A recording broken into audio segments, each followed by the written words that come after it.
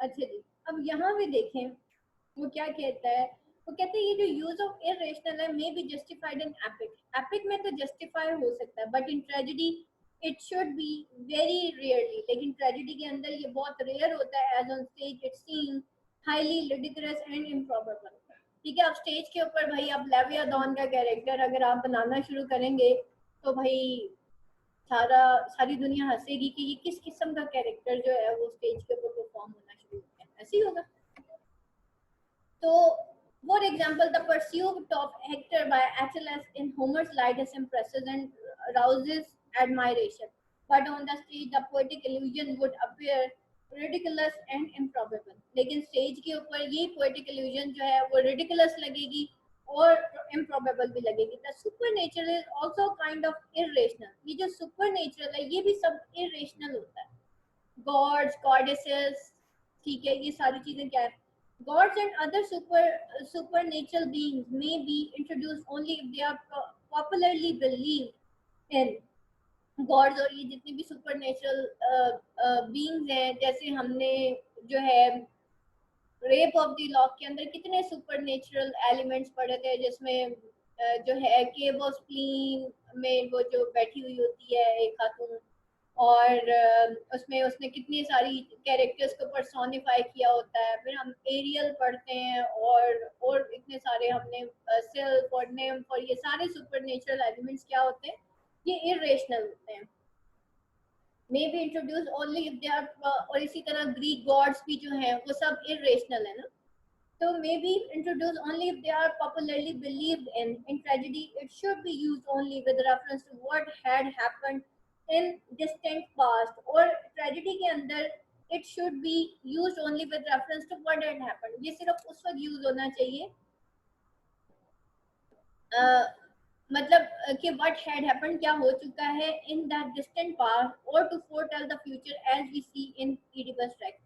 या फिर जो है, और ये ट्रेजेडी के अंदर ये सिर्फ उस वक्त यूज होना चाहिए with two what had happened in the distant part, कि उसके डिस्टेंट पार्ट पास्ट के अंदर क्या हो चुका है, और टू फोरटेल द फ्यूचर, या फिर फोरटेल करने के लिए फ्यूचर को। जैसे इडिपस टेक्स्ट में, इडिपस टेक्स्ट जब ड्रामा शुरू होता है तो हमें एक पास्ट पता चलता है कि भाई वो एक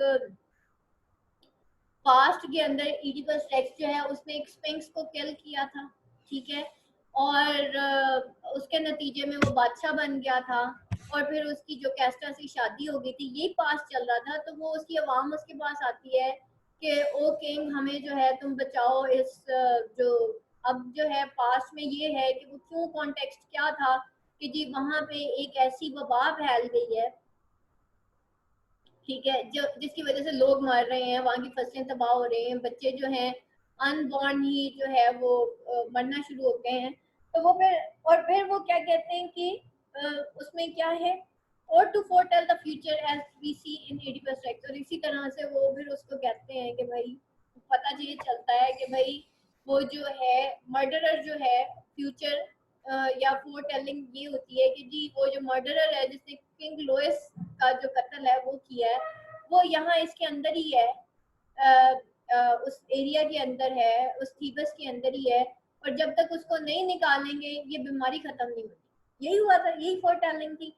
और उसके बाद जितनी भी फोरटेलिंग थ्रू टेरिसियस होती है या जो भी है, एंड दैट्स ऑन, और वो जो oracle god of Oedipus Rex को जो फोरटेलिंग होती है, इसी तरह ओरेकल जो है क्रियन जो है वो ओरेकल से जो कुछ पूछ के आता है, ये सारा कुछ क्या था, ये सब जो है क्या था, ये सब इरेशनल था। तो ये वो कहता है कि ट्रेजेडी के अंदर it should be used only with reference to what had happened, ठीक है। तो उस वक्त ये सिर्फ यूज होता है कि व्हाट हैड हैपेंड क्या हो चुका है, और फिर उसके हिसाब से फिर फोरटेलिंग एंड फोरकास्टिंग ये सारी चीजें चलती हैं उसमें। It should not be used for incidents happening with in the tragedy itself. इसको जो है ये जो सुपर नेचुरल्स होते हैं जो कि इरेशनल, उसमें हमने ओरेकल्स को यूज किया था, गॉड्स को यूज किया था, ठीक है, फोरटेलिंग में टेरिसियस का भी कैरेक्टर था। ये सब क्या है, ये इरेशनल थे, सारी चीजें इरेशनल थी। लेकिन it should not be use for the incidents happening with in the tragedy itself. इनको इस तरह से यूज फॉर द इंसिडेंट जो कि ट्रेजेडी के अंदर चल रहे होते हैं इटसेल्फ, उसमें नहीं यूज करना चाहिए। Hence the marvellous can have no place within the dramatic action. Chance is another form of marvelous, and it should also be avoided for the same reason. Chance is the negation of design and order. It is illogical, while dramatic action must obey the rules of probability and necessity. Aristotle allows it only in much rare cases where the skill of the poet can make it look natural and convincing. Thirdly, the improbability may be of moral nature, such that it may be violation of the laws which lie at the very root of human conduct. अब यहाँ पे thirdly ये जो improbability है ये moral nature की होनी चाहिए, so that it may be violation of laws which lie at the very root of human conduct. Human conduct क्या है? हमेशा हम laws को violate करने की कोशिश करते हैं. अल्लाह ताला ने अंडे में जो है सफेदी और जर्दी बना दी है ना, तो हमने हमेशा नहीं नहीं नहीं डॉक्टर्स के हिसाब से जर्दी नहीं खानी चाहिए, सफेदी खानी चाहिए. ये इंसान की नेचर है, उसने हर चीज में ना तावीलें करनी करनी है. उसने जो लॉज ऑफ नेचर है ना उसमें कुछ ना कुछ गड़बड़ करनी करनी है. ये इंसान की नेचर है. अगर अल्लाह ताला ने औरत को कहा ना तुमने घर में रह के परवरिश करनी है अपने बच्चों की, वो कहेगी नहीं नहीं मैं तो जॉब करूंगी, मेरी अपनी कोई लाइफ नहीं है. ठीक है, तो क्या है, हमें आदत पड़ गई है, ये इंसान की नेचर है कि हमने नहीं जरूर करनी है. ठीक है, इसी तरीके से दूध में अल्लाह ताला ने मलाई बना दी, हमने उस क्रीम को छान के फिर दूध पीना होता है. और इंसान ने, अल्लाह ताला ने प्रोटीन और जो है फैट्स का एक कॉम्बिनेशन रखा. ये अगर हम इस कॉम्बिनेशन में फूड नहीं खाएंगे with the combination protein and fat, तो हमारी सेहतें गिर जाएंगी. फिर हम वो तो नहीं खाते, फिर हम वो क्रीम मंगवा के मार्केट वाली और उसको फिर फ्रूट्स के अंदर डाल के खाते हैं जी ये प्रोटीन एंड फैट का कॉम्बिनेशन है कि नहीं है. फिर हम कहते हैं ये बैलेंस डाइट है. अल्लाह ताला ने जो बैलेंस डाइट बनाई है उसके अंदर हम तावीलें करते हैं. ठीक है, फिर तरबियत की बात आती है, बच्चों के लिए कारी साहब रख लो, सिटी स्कूल में भेज दो, ब्रिटिश स्कूल में भेज दो, अच्छी तरबियत हो जाएगी माएँ की तरह. ठीक है, तो दैट इज द थिंग कि इंसान वो यहाँ पे ये improbability may be of moral nature. Improbability भाई मोरल नेचर की भी होनी चाहिए. क्यों? The reason is that it may be a violation of laws which lie at the very root of human conduct. Violation of laws जो है बेटा ये very root है हम इंसानों की. हमारा कंडक्ट है ही ऐसा. करके देख लें, अभी अभी सारे जरा अपने अंदर झांक के देखें, करते कि नहीं करते. अच्छा, उसके बाद जो है वो क्या कहता है, hence their introduction is to be avoided. इनका इंट्रोडक्शन जो है वो avoided होना चाहिए. The necessity which Aristotle postulate for art is a logical and moral necessity. और ये जो necessity जो कि Aristotle postulate करता for the art वो logical और moral necessity है. That any violation of it would come in the way of poetic and dramatic illustration. और इसकी violation जो है वो poetic और dramatic illustration में आती है. अच्छा, इसके अंदर वायलेशन इडिपस रेक्स ने की थी लॉस ऑफ नेचर की. यस, उसने इंटेंशनली भी और अनइंटेंशनली भी वायलेशन कर दी थी लॉज ऑफ नेचर की, जिसकी वजह से वो जो है ट्रेजेडी उसके साथ हुई थी. Thus, to sum up the discussion, we can say that poetry is not a photographic presentation of reality in all its light trivialities and accident. Poetic truth is of a much higher order. It is permanent and universal. The poet deals with the permanent and universal facts of nature. He idealizes the reality, but in so doing, he still remains true to principles and laws of nature. By doing away with the accidental and non-essential, he reveals the laws of nature, laws which govern the course of events as well as human conduct. In this way, the poetic world is more intelligible and comprehensible. It is more philosophical than philosophy itself, for it is more conducive to understanding as it presents permanent truth in an easy, pleasant, and concrete forms, while history deals with the particular and ephemeral. Poetry deals with the permanent and universal. Its truth is much higher than truth in history, and it has greater organic unity as the non-essential is eliminated. History deals with what is, poetry deals with what ought to be. History क्या deal करती है कि क्या है, और poetry deal करती है what ought to be. The poet seizes and reproduces a concrete fact, but he transfigures it so that the higher the truth, the idea of universal shines through it. और poet क्या seize करता है? And produce एक concrete fact को करता है, but he transfigures it so, वो उसको इस तरह से transfigure करता है कि higher the truth, the idea of universal shines through it, कि जितना higher truth होगा उतना ही idea of universal जो है उसके through shine करेगा. ये जो क्वेश्चन है ना आपका भी करवाया आपको, ये ना एक कंबाइंड क्वेश्चन आता है, लिख लें, अरिस्टोटल और फिलिप सिडनी का कंबाइंड क्वेश्चन आता है. ठीक है, फिलिप सिडनी सेम यही कॉन्सेप्ट फिलिप सिडनी का भी था जो अरिस्टोटल ने बयान किया था.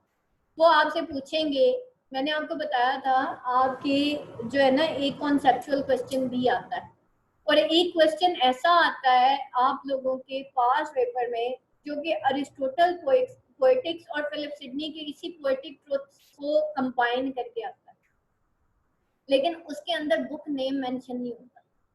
उसके अंदर एक कोट होती है, आपने उसको एलिबरेट करना होता है. और एलिबरेट किसके हिसाब से करना होता है? जो आपकी किताब के अंदर जो क्रिटिक्स है ना, उनमें से जिसने पोएटिक ट्रुथ के बारे में कुछ कहा है, आपने उसके हिसाब से एलिबरेट करना है. अब पोएटिक ट्रुथ में दो ही आते हैं, एक फिलिप सिडनी और एक जो है ना आपका अरिस्टोटल.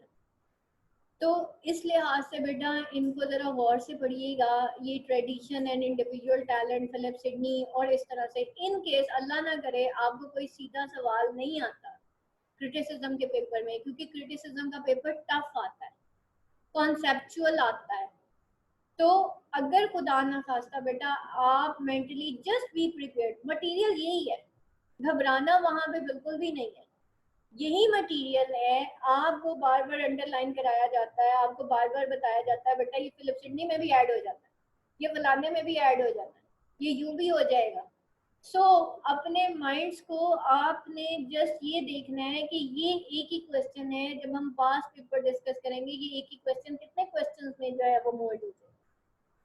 ठीक है, तो इसलिए यहाँ पे लिख लें बेटा ये चीज कि अरिस्टोटल और फिलिप सिडनी, एक क्वेश्चन आपका या दो क्वेश्चन आते हैं आपके, एक अरिस्टोटल में से आता है, एक फिलिप सिडनी में से आता है. ठीक है, और बाज औकात ये यूं करते हैं कि दो अरिस्टोटल में से आते हैं, एक फिलिप सिडनी में से आता है. तीसरी जो सिचुएशन बनती है आपके पास पेपर की वो ये होती है कि एक अरिस्टोटल में से एक फिलिप सिडनी में से, जो तीसरा क्वेश्चन होता है वो इन दो बुक्स का कॉम्बिनेशन होता है, अरिस्टोटल एंड फिलिप सिडनी. ठीक है, इन दोनों बुक्स में से एक कॉमन एक कोट उठा के ना ये आप लोगों को दे देंगे, इसको एलाबोरेट करें. आपने उस कोट को एलाबोरेट करना होगा. अब लाइक ये देखें ना, यहाँ पे इन्होंने पेपर में ऐसी, ये देखिए 2018 में भी ये क्वेश्चन आया, पोएटिक ट्रुथ लिखा हुआ है ना, यहाँ पे लिखा हुआ है poetry is something more philosophic and of graver importance than history and so on. ये लिखी हुई है ना कोट, आगे लिखा नहीं हुआ कि ये, वो कह रहे हैं कि in the light of above statement इसको आप प्रूव करो. उन्होंने नहीं लिखा ये फिलिप सिडनी की है कि अरिस्टोटल की है. और स्टूडेंट्स इस चीज में कंफ्यूज हो जाते हैं कि ये कोट फिलिप सिडनी की है कि अरिस्टोटल की है. ठीक है, तो ये अरिस्टोटल की ही है, और लेकिन ये कोट फिलिप सिडनी में भी फिट हो जाएगी. लेकिन इन केस अगर ऐसे कोई कोट आती है, आपको कोट्स को बेटा ख्याल से पढ़िएगा जो आपकी बुक के अंदर हैं, क्योंकि कोई भी कोट जो है वो एलिबरेट करने के लिए दे देते हैं, इसको बैठ के एलिबरेट करें. राइटर आप ही कहीं होंगे लेकिन आपने देखना होगा. और अगर इस तरह से कोई भी कोट आती है, you have to go for the general view point. जैसे इस क्वेश्चन का आंसर बड़ा एक्यूरेट लिखा हुआ है, एक जनरल व्यू पॉइंट के साथ लिखा हुआ है कि अरिस्टोटल ने इसके बारे में क्या कहा था. क्योंकि कोट ही अरिस्टोटल की है तो अरिस्टोटल से ही रिलेटेड हम लिखेंगे, कुछ हम अपने व्यू पॉइंट लिखेंगे. फिलिप सिडनी की भी ऐसे ही उठा के दे देते हैं, पता नहीं चलता कि ये अरिस्टोटल की है कि फिलिप सिडनी की है, दोनों की, क्योंकि इनका दोनों का व्यू पॉइंट एक जैसा था. इस वजह से स्टूडेंट्स कंफ्यूज हो जाते हैं पास पेपर, जब आपके सामने पेपर आता है. तो बेटा मार्क्स स्कैनिंग पेपर होता है, लेकिन थोड़ा सा टेक्निकली डील करना पड़ता, अदरवाइज स्टूडेंट गया. क्रिटिसिज्म में सप्लीज भी बहुत आती हैं, और जिनके मार्क्स आते हैं ना फिर उनके दबा के नंबर आते हैं. ठीक है, 70s में आए हुए होते हैं, 75 आए होते हैं, लेकिन जो इस पेपर को टेक्निकली हैंडल नहीं कर पाया ना बेटा, वो फिर क्रिटिसिज्म में जो है ना वो सप्लीज की भी लाइन लगी होती है। सेकेंड लास्ट सब्जेक्ट होता है, स्टूडेंट इसको बहुत ज्यादा डिटेल्ड पढ़ते ही नहीं है, जिसकी वजह से सप्लीज आती है। तो सप्लीज के चांसेस अगर इसमें 50% या 60% है ना, तो बेटा जिनके नंबर आते हैं ना उनके भी दबा के आते हैं। जितनी आपको मेहनत करा दी गई है ना, मेरा ख्याल है अब यहाँ पे अगर तो स्टूडेंट कैजुअल बिहेव करता है रिगार्डिंग द मतलब अब तो आपके पास एक पीक टाइम है कि भाई सबकी छुट्टियां हैं, बच्चों की भी छुट्टियां हैं, इस टाइम को बेटा आपने यूज करना। अदरवाइज मेरा आज तक कोई ऐसा बैच नहीं गया जिसको क्रिटिसिज्म में इतना टाइम मिलेगा, क्योंकि हमारा पहले ही पोइट्री और ड्रामा इतना टाइम ले जाते हैं कि क्रिटिसिज्म के लिए हमारे पास इतना टाइम बचता ही नहीं है। और इन केस जो मैंने देखा है पार्ट 2 जो है वो टोटली कॉन्सेप्चुअल है, कहने को दो दो तीन तीन किताबें हैं, लेकिन आप देखिए इनका इसका नॉवल कितना लेंदी था, उसके क्वेश्चन आंसर्स को कवर करना कितना लेंदी था। हालांकि हमारा पार्ट 1 का नॉवल शॉर्ट था, प्रोज भी छोटी सी थी, क्रिटिसिज्म को देखें कितनी लेंदी चली गई है। तो दैट इज द थिंग कि बेटा just focus on the main points. आपको जो जो चीजें मैं बताती जा रही हूँ ना वो जहन में बिठाते जाएं और एक बुक के ऊपर ये पॉइंट्स लिखते जाएं, इसी तरह से पेपर आ जाता है। ठीक है, मटेरियल सारे स्टूडेंट्स पढ़ के जाते हैं, लेकिन how to technically deal and organize that material ये किसी किसी स्टूडेंट को आता है। तो अगर वहां बैठ के आपने इस मटेरियल को टेक्निकली हैंडल कर लिया ना, you will score high, very high. और मैं आपको एक चीज बता दूं बेटा, मेरी सेकंड डेफ बनी थी सिर्फ लिंग्विस्टिक्स और क्रिटिसिज्म के पेपर की वजह से। सबसे ज्यादा मार्क्स मैंने इन दो पेपर्स में स्कोर कर लिए थे, और एक मेरा अमेरिकन लिटरेचर में अच्छे मार्क्स आ गए, बाकी मेरे सारे पेपर्स में बहुत कम नंबर। तो ये जो मार्क्स गेनिंग पेपर्स होते हैं ना, प्रोज हो गया, अमेरिकन लिटरेचर, एंड देन आपका ये जो आखिरी दो पेपर हैं 4th and 5th, 9th and 10th, जिसको लिंग्विस्टिक्स एंड क्रिटिसिज्म, यहाँ से बेटा आपने जहां से स्कोर कर सकते हैं वहां से तो पकड़ के करेगा, और वो ज्यादा होना चाहिए, दैट शुड बी 70 to 80। ठीक है, 79 मार्क्स तक आए हुए हैं मेरी एक स्टूडेंट के, 75 मार्क्स इन ड्रामा भी आए हुए हैं, तो आपके आने चाहिए। इकरा के आए हुए हैं ना नॉवल में 79 मार्क्स उसने स्कोर किए थे नॉवल में, मतलब 80 से एक नंबर कम। तो उसके मार्क्स आप चेक करें, 69, 71, 68, उसके सारे पेपर्स में ऐसे ही। तो बेटा इस तरह के नंबर लेने आपने, बहुत लेंथी नहीं लिखती थी, लेकिन वो टू दी पॉइंट लिखती थी, विद कोट्स लिखती थी, खूबसूरत करके लिखती थी। अभी ये हमारे ग्रुप में एक स्टूडेंट बैठी हुई है, इकरा, इकरा ही है, इकरा गुलाम नबी है, आज प्रेजेंट है, इकरा मैं कल एब्सेंट है। उनका जो आजकल पैटर्न बना हुआ है ना, वो सारा इकरा वाला ही बना हुआ है। मैं अब देख रही थी उस लड़की ने बड़ा इम्प्रूव किया रिगार्डिंग द, आयजा बख्तियार का जो है राइटिंग पैटर्न बहुत जबरदस्त। ठीक है, तो बेटा आपका राइटिंग पैटर्न बड़ा मैटर करता है कि आपके मार्क्स कितने हैं। और इकरा के तो मैंने आप लोगों को टेस्ट शेयर किया है, इकरा का तो खैर राइटिंग पैटर्न मैं कहती हूँ सुभान अल्लाह ही। तो इतना इजी है उसका टेस्ट चेक करना कि जिसकी कोई याद नहीं है। तो बेटा आपका पेपर जो है ना बहुत इजी लिखा हुआ होना चाहिए, ताकि एग्जामिनर आपको मैक्सिमम मार्क्स दे। यहाँ तक बेटा किसी का कोई क्वेश्चन है तो मुझसे पूछो। Any question?